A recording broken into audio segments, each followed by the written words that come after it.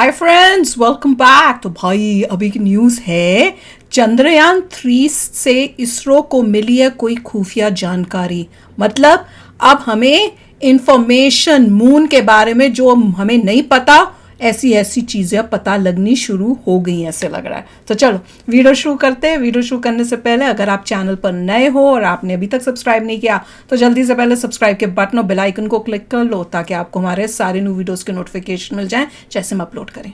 अगर आपको वीडियो पसंद आता है प्लीज लाइक एंड शेयर। चलिए शुरू करते हैं। मैं थोड़ा सा उस टाइप से हुई थी ना, बोलते बोलते हेजिटेट। अगर आपने नोट किया होगा उस टाइम मेरे पता है दिमाग में क्या आया, पानी तो नहीं मिल गया इसलिए मैं एकदम से हो गई थी। चलो शुरू करें।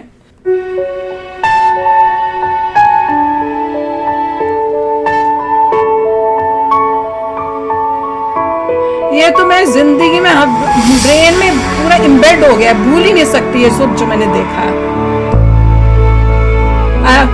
ये तब हटेगा जब एक और नया रिकॉर्ड। चंद्रयान 2 के ऑर्बिटर ने कहा, स्वागत है मेरे दोस्त, और चांद पर लैंड कर गया चंद्रयान 3। जिस काम को रूस और अमेरिका भी नहीं कर पाए वो भारत ने कर दिखाया।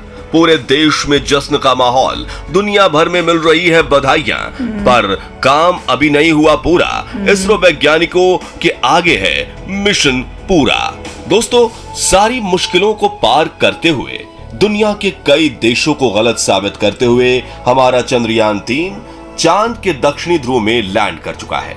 और इसी के चलते पूरे देश में जश्न का माहौल है, क्योंकि भारत ये कारनामा करने वाला दुनिया का पहला देश बना है। और जिस तरह से इसरो ने इस मिशन को अंजाम दिया है वो नासा और रॉसकॉस्मॉस के लिए भी एक सबक है। बल्कि रॉसकॉस्मॉस तो चंद्रयान 3 के लैंड करने के 3 दिन पहले ही अपने मिशन में फेल हुआ है। ये अपने आप में एक बहुत बड़ी बात है। जिस मिशन को रूस की स्पेस एजेंसी पूरा नहीं कर पाई उसे हमारे इसरो ने कर दिखाया। जो हमको टेक्नोलॉजी देती थी हमने उसकी टेक्नोलॉजी फेल हो गई, हमारी टेक्नोलॉजी। टेंशन तो अभी भी कम नहीं हुई है। इन्हें सिर्फ 14 दिनों में रोवर को चांद पर यहां वहां घुमाकर शोध डेटा कलेक्ट करना है, क्योंकि 14 दिन के बाद तो फिर चांद पर रात हो जाएगी और चांद के दक्षिणी ध्रुव पर वैसे ही सूर्य की किरणें तिरछी पड़ती हैं। जैसे कि रात होगी तो रोवर की बैटरी बैकअप कम होने से काम करना बंद कर देगा। हमारे पास भी वही टेक्निक चांद के 14 दिन में पृथ्वी के जो रशिया के पास था ना न्यूक्लियर अपने काम को अंजाम देंगे। इसलिए हमारे वैज्ञानिक अभी भी पूरी तरह से चौकस हैं और उनका पूरा फोकस चंद्रयान 3 मिशन के बाकी बचे हिस्सों को कंप्लीट करने पर है। यह मिशन अभी 14 दिन तक चलने वाला है, लेकिन इन 14 दिनों में होगा क्या? इसरो चांद पर कौन कौन से परीक्षण करने वाला है और कैसी रही चंद्रयान 3 की लैंडिंग के आखिरी पलों की ये कहानी? आइए ये सब कुछ विस्तार से जानते हैं। दोस्तों, 23 अगस्त की शाम आपको अपने घर के आसपास पटाखों और आतिशबाजियों का शोर जरूर सुनाई दिया होगा। पर ना तो अभी दिवाली आई है और ना ही कोई दूसरा बड़ा त्योहार। फिर ये आतिशबाजी किस लिए की गई? असल में ये शोर चंद्रयान 3 की कामयाबी का था।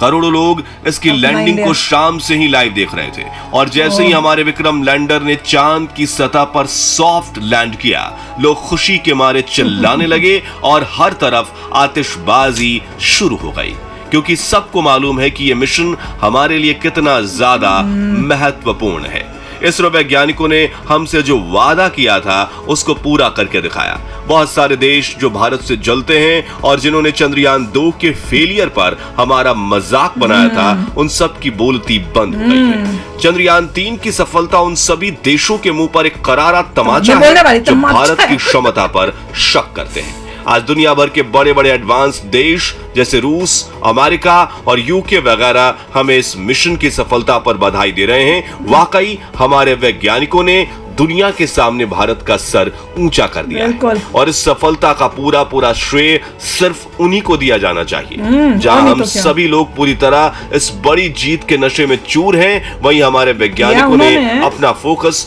मिशन से जरा भी नहीं हटाया है, क्योंकि उन्हें मालूम है कि काम अभी पूरा नहीं हुआ है। तो अब आगे वैज्ञानिक इस मिशन में और क्या क्या रिसर्च करने वाले हैं और उनकी ये खोज हमारे किस तरह काम आएगी, ये जानने से पहले चलिए इस लैंडिंग के कुछ आखिरी लम्हों के बारे में आपको बताते हैं, ताकि जो लोग इसकी लैंडिंग लाइव नहीं देख पाए वो भी उस पल का हिस्सा बन सके। कितने बड़े-बड़े स्क्रीन्स पे बच्चों को दिखाया हर विक्रम लैंडर 17 अगस्त के दिन अपने प्रोपल्शन मॉड्यूल से अलग हुआ था और सही मायनों में देखें तो इसी सेपरेशन के साथ उल्टी गिनती लैंडिंग की चालू हो गई थी। दरअसल इसके बाद विक्रम लैंडर को बहुत तेजी से चांद की सतह की तरफ नीचे लाया गया, जिसके चलते 3 दिन के अंदर यानी 20 अगस्त को सतह से इसकी दूरी सिर्फ 25 किलोमीटर रह गई।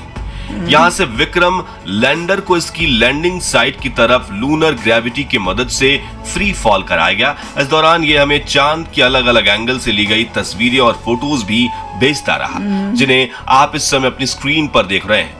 और यही वो पल था जब चंद्रयान 2 के ऑर्बिट ने इसके साथ कनेक्शन बनाकर इसको वेलकम बडी का मैसेज किया, जिसका मतलब होता है स्वागत है मेरे दोस्त। विक्रम लैंडर ने चांद के बेहद करीब जाकर इसके जो फोटो और वीडियोस कैप्चर किए, उन्हें देखकर हम लोगों को तो बहुत खुशी हुई, लेकिन वैज्ञानिकों की नजर में ये तस्वीरें चिंता को बढ़ाने वाली थी। दरअसल इन तस्वीरों को देखकर यह एहसास हुआ कि वाकई चांद के इस हिस्से में काफी सारे गड्ढे हैं और ये हर जगह हद से ज्यादा उबड़ खाबड़ है।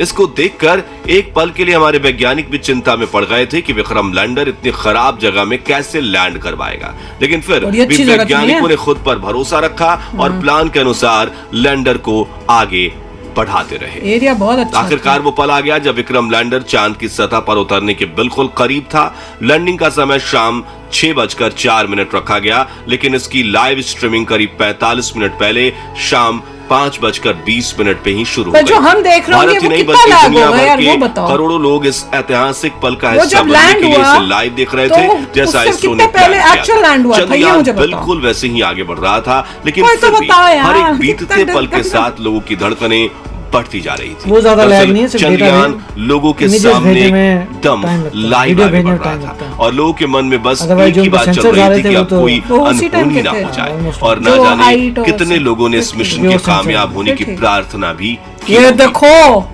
तकरीबन 40 मिनट लाइव स्ट्रीम होने के बाद आखिरकार वो पल आया जब चंद्रयान 3 ने चांद के दक्षिणी ध्रुव की जमीन को टच किया और इसरो के सफल सॉफ्ट लैंडिंग होने की अनाउंसमेंट सुनते ही पूरा देश खुशी से झूम उठा। सालों की मेहनत, करोड़ों अरबों के कैलकुलेशंस, वैज्ञानिकों की ना जाने कितनी स्लीपलेस नाइट्स, वो सब कुछ वसूल हो गई। भारत चांद पर लैंड करने के मामले में अमेरिका, रूस और चीन के बाद दुनिया का चौथा देश और आज चांद के दक्षिणी ध्रुव में लैंड करने वाला पहला देश बन चुका है। और शायद आपको ये एहसास ना हो, लेकिन ये एक बहुत बहुत बड़ा कीर्तिमान है। हमारे इस मिशन के दौरान ही रूस ने अपना लूना 25 मिशन लॉन्च करके चांद के इस इलाके में हमसे पहले उतरने की कोशिश की थी, लेकिन रूस के लैंडर को मुंह की खानी पड़ी और लैंड करने से 2 दिन पहले ही ये चांद पर औंधे मुंह क्रैश हो गया। आप सोचकर देखिए, जिस मिशन को रॉसकॉस्मोस जैसी एडवांस मानी जाने वाली स्पेस एजेंसी भी अंजाम तक नहीं पहुंचा सकी, उसे इसरो ने कर दिखाया। और अब इसरो को दुनिया में वो पहचान और वो इज्जत मिल रही है जिसका ये बहुत समय से हकदार था। खैर, ये तो हुई लैंडिंग की कहानी, पर अब आगे 14 दिनों तक हमारे वैज्ञानिक इस मिशन में कौन कौन से रिसर्च करने वाले हैं और 14 दिन पूरे होने के बाद विक्रम लैंडर का क्या होगा, चलिए आपको बता क्या होगा। हमने ये पूछा था होगा कि हमारे विक्रम लैंडर के साथ प्रज्ञान रोवर को भी चांद पर भेजा गया है और अब चांद पर जितना भी रिसर्च का काम होगा वो हमारे इसी 6 पहियों वाले रोवर की मदद से किया जाएगा। दरअसल प्रज्ञान एक रोबोटिक रोवर है जो चांद के अलग हिस्सों में जाकर उसकी सतह के सैंपल कलेक्ट करेगा और फिर उन पर अलग अलग टेस्ट किए जाएंगे। इसके अलावा इस मिशन में चांद के वायुमंडल, भूकंप और वहां मौजूद पानी की खोज भी की जाएगी। इतना ही नहीं, विक्रम लैंडर से अलग होकर जो प्रोपल्शन मॉड्यूल चांद की कक्षा में चक्कर काट रहा है, वो भी आने वाले कुछ महीनों या हो सकता है कुछ सालों तक ऐसे ही घूमते हुए अलग अलग तरह के रिसर्च को अंजाम दे। हमारे इसरो के वैज्ञानिक प्रोपल्शन मॉड्यूल की मदद से पृथ्वी के वायुमंडल पर कुछ जरूरी रिसर्च करेंगे और इस रिसर्च से प्राप्त डेटा का इस्तेमाल दूसरे ग्रहों पर जीवन की खोज करने में काम आएगा। अब सबसे अहम सवाल है कि 14 दिन की रिसर्च पूरी होने के बाद विक्रम लैंडर और बाकी सारे उपकरणों का आखिर होगा क्या। असल में दोस्तों, चंद्रयान 3 एक वन वे मिशन है, यानी हमारे इसरो वैज्ञानिकों ने अपने उपकरण को वापस पृथ्वी पर लाने का कोई प्लान नहीं बनाया। इसका मतलब यह है कि हमारे उपकरण हमेशा हमेशा के लिए चांद की उस अधूरी दुनिया में ही रह जाएंगे और हमारे पास अगली जनरेशन को सुनाने के लिए इनकी बहादुरी के सिर्फ किस्से और कहानियां ही बाकी रहेंगी। वैसे आप लोग बताइए कि चंद्रयान 3 की सफलता पर आप कैसा महसूस कर रहे हैं, कमेंट करके जवाब दीजिएगा। भाई मैं तो इतना ही बोलूंगी इस बारे में। मैं कहूंगी कि देखो कहाँ टेक्नोलॉजी के मामले में रशिया जो था हमारे से कितना आगे था। सोवियत यूनियन, वही हम हर चीज जो है उनसे लेते थे, वेपन्स उनसे लेते थे और वो करते थे मतलब ऐसे ऐसे कारनामे, और इंडिया देख के हम लोग बोलते थे अरे वाह। अब क्या हुआ, सब उल्टा। अब जो रशिया नहीं कर पाया वो इंडिया ने करके दिखाया। देखिए उल्टा हो रहा है, कंट्री वॉर में लगी हुई है, सारे रिसोर्सेज वॉर में जा रहे हैं। ये ऐसी वॉर नहीं थी जहाँ पे दो कंट्रीज के बीच में कोई प्रॉब्लम आ गई और आपस में भिड़ गए, वो ये नहीं था। एक होता है ठीक है आपके डिस्प्यूट हो गई, आप दोनों आपस में लड़ रहे हैं।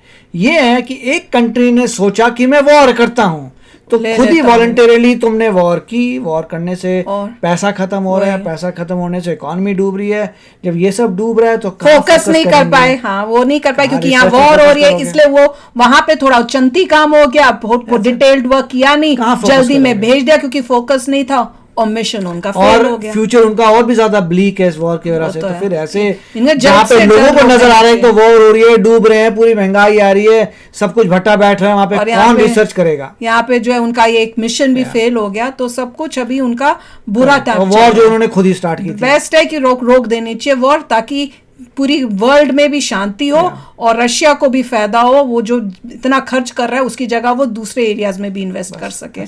पर एनीवे मैं तो हमें तो एज इंडियन बहुत खुशी ये होती है देखकर कि इंडिया कितना तेजी से ऊपर जा रहा है। बड़ी बड़ी ऐसी कंट्रीज जो नहीं कर पा रही वो अब इंडिया करके दिखा रहा है ना, कमाल। तो चलो फ्रेंड्स, चलते हैं, मिलेंगे नेक्स्ट वीडियो में बहुत ही जल्द। Till then take care and bye bye. तो अगर आप मेरे इस चैनल पे नए हो तो जल्दी से सब्सक्राइब के बटन को हिट करो और बेल आइकन को क्लिक करो, ताकि आपको मेरा जब नया वीडियो मैं लगाऊं आपको उसके बारे में जल्दी से पता चल जाए।